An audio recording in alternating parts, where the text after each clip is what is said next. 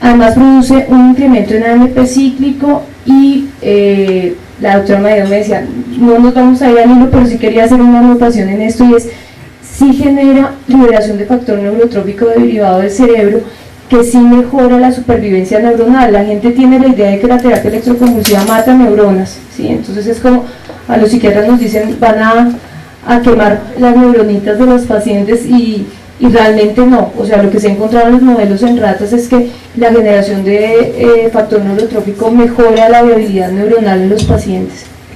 Y en depresión genera alteraciones en los factores neurotrópicos, en especial el factor neurotrópico derivado del cerebro. También hay un incremento en la transmisión de GABA, es decir, produce ansiolisis, ¿sí? Y hay aumento en los niveles de opioides, como había comentado previamente.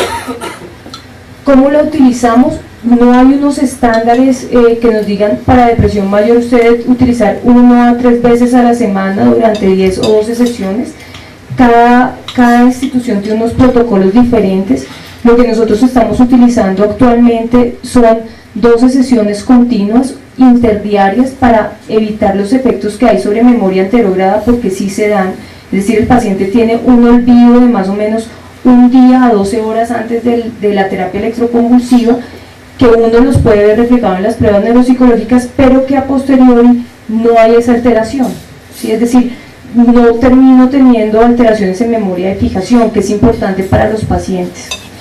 ¿Cuándo sabemos que hay una respuesta adecuada? Cuando hay una respuesta ictal entre los 20 y los 25 segundos, y cuando hay una respuesta ictal después de los 30 segundos de manera mantenida.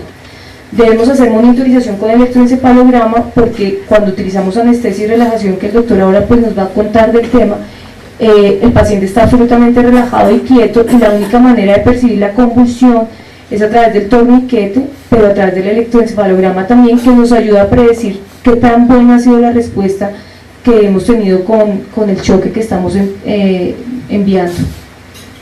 Debemos identificar la dosis. A los pacientes debemos saber qué dosis debe ponerse. Si bien uno coloca 5 milisegundos por 20 milivoltios, que es lo usual que uno utiliza, uno sí debe hacer pruebas con el paciente a ver en qué momento hay descargas adecuadas y por cuánto tiempo duran, ¿sí? Debemos predecir la respuesta al tratamiento a través de esto, y debemos identificar cambios en las características de las crisis en las diferentes sesiones. Este es un electroencefalograma de un paciente con una descarga por terapia electroconvulsiva. Siguiente. Como vemos, las crisis que tienen mejor respuesta son las que tienen mayor amplitud en la actividad de punta onda lenta y cuando hay supresión posictal. Siguiente. También cuando hay amplitud posictal y cuando hay lentificación al inicio de la crisis y tiempo de inicio de la lentificación. Digamos que los aparatos que hoy día vienen para terapia electroconvulsiva vienen junto con un electroencefalograma, que además él mismo va midiendo en qué momento la crisis está siendo adecuada para que yo pueda hacer choques continuos cuando no se ha dado. Es importante tener en cuenta que a mayor lentificación y menor tiempo de inicio de la respuesta antidepresiva es más rápida.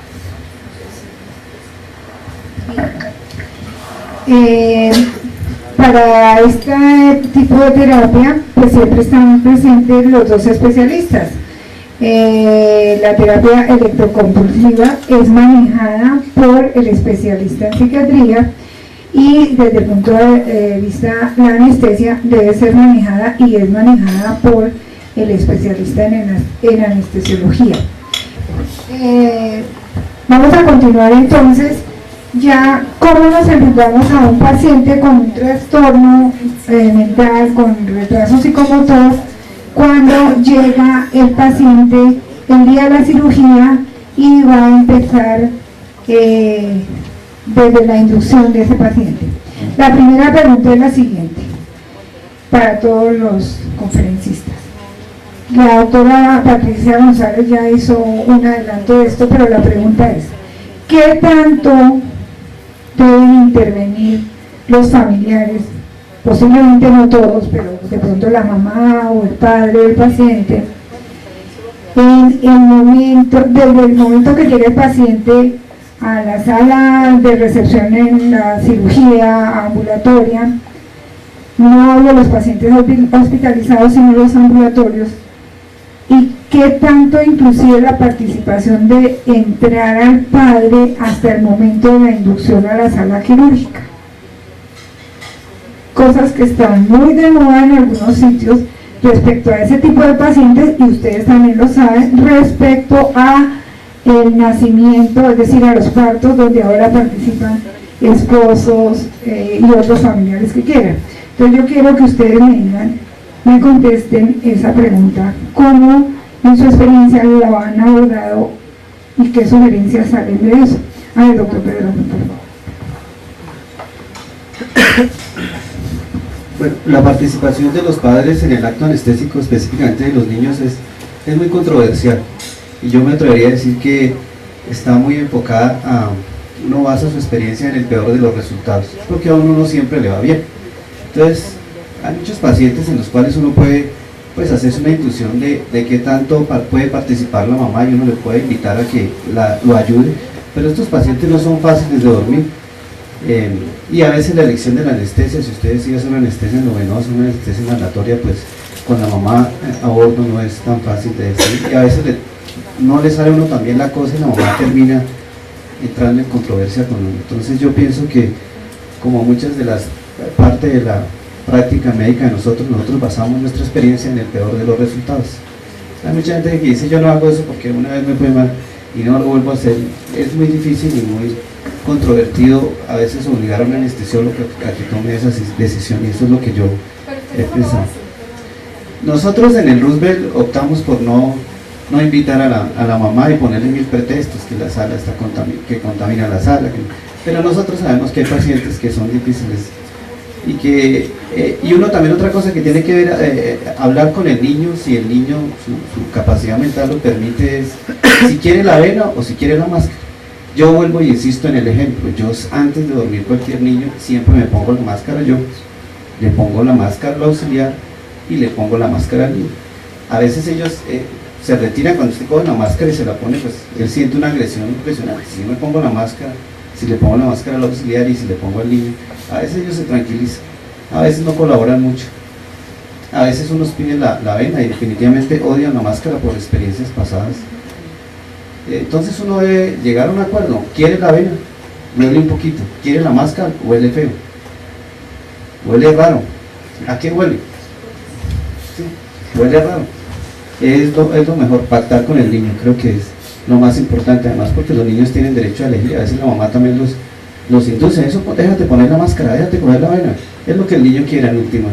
Entonces uno debe ser un poquito dinámico en eso, no ser tan dogmático. Sí, que entre la mamá porque aquí lo permite el hospital, no, pero a veces la mamá no nos colabora mucho, a veces sí.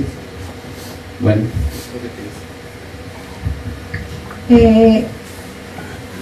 una cosa que hay que decirle acá, porque precisamente es de la experiencia que estamos hablando, es que, muy feo decirlo, pero cuando los pacientes tienen un retraso psicomotor moderado o grave, se agitan mucho psicomotoramente, entonces no es fácil entrar en negociación con el paciente, y es cuando uno dice, bueno, vino la anestesia enzimática, ya saben a qué me refiero. Entonces uno pide todas las ayudas habidas y por haber para que le ayuden a mantener quieto el paciente. Eso no es fácil, les quiero decir, pero es de mucho lo que nos ha tocado hacer para el manejo de sus pacientes, induciéndolos con máscara y pues por vía inhalatoria. Yo quiero saber si alguna persona ha tenido experiencia con el manejo de la camisa de fuerza, no por el hecho de meterlo en la camisa de fuerza, sino porque es que el paciente también se lesiona cuando se agita psicomotoramente. Sí, es grave que el paciente me dé un mordisco, que me dé una patada, un pellizco, pero es que es grave que el paciente en ese agite se golpee contra una mesa, se lesione un brazo, la misma cara, etcétera. Entonces yo quisiera saber si alguno ha tenido esa experiencia, lo ha visto, y qué opinan si es que no lo han hecho, si consideran que podría ser una forma, pensando en la protección del paciente. Doctor Andrade, por favor.